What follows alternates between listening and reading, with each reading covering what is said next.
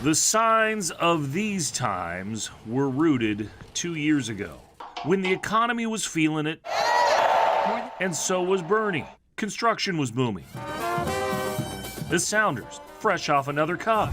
Huge win, huge victory for the city of Seattle. We're fired up. We start with breaking news right now. February 28th, 2020. Health officials are urging people not to panic. It all changed.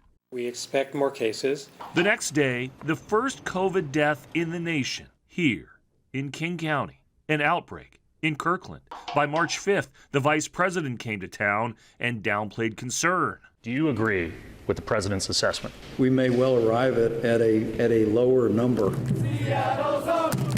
The Sounders still played 2 days later. And if somebody's coughing, you move away from them. And on March the 11th, What do you say to the people who say this is a complete overreaction? Well, go talk to those families of the 22 people who died. Governor Jay Inslee canceled large events. We're not only talking about a Sounders game, a Mariners game, an XFL game. We're talking about the University of Washington. We're talking about Pacific Northwest Ballet, Benaroya Hall, the Seattle Symphony, the Tacoma Dome. By nightfall, the National Basketball Association did the same, and Seattle schools became the largest district in the country to close. Inslee put the state essentially on lockdown on the 17th, and on the 21st, the U.S. and Canadian border shuttered to non-essential travel. Things were trending well in April of that year, before a social reckoning in May. The daily protests and virus trends, just some of the factors behind the implementation of a statewide mask mandate in June. It took until November 9th for a vaccine breakthrough. First shots in arms, December 15th of 2020. But mass vaccination sites weren't available until March of 21,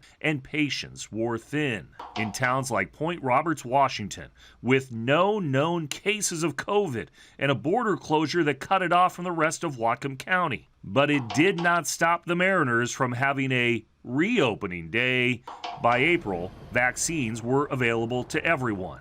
Schools started to return to full in-person classes 4 days later, even as vaccination levels stagnated and incentives were floated. Would you encourage the Liquor and Cannabis Board to also allow, say, cannabis retailers to give free joints for jabs? No, I would not rule out these kind of incentives. It appeared by the summer of 2021, Welcome back! a return to normal between businesses and the Canadian border. But as cases and deaths continued, the culture wars ignited.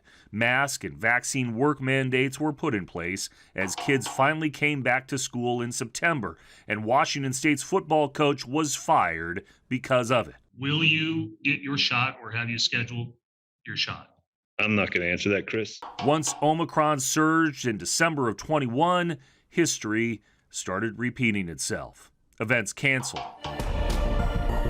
A downsized New Year's at the Needle. But in this new year, a positive trend, a curve flattening, and now, come tomorrow, a proof of vaccination no longer needed in Washington. Mask mandates will end soon, perhaps a symbol. After 1.4 million Washington cases, 58,000 hospitalizations, and 12,000 deaths in this state, 2 years later, there is a light at the end of the tunnel. In Seattle, Chris Daniels, King 5 News.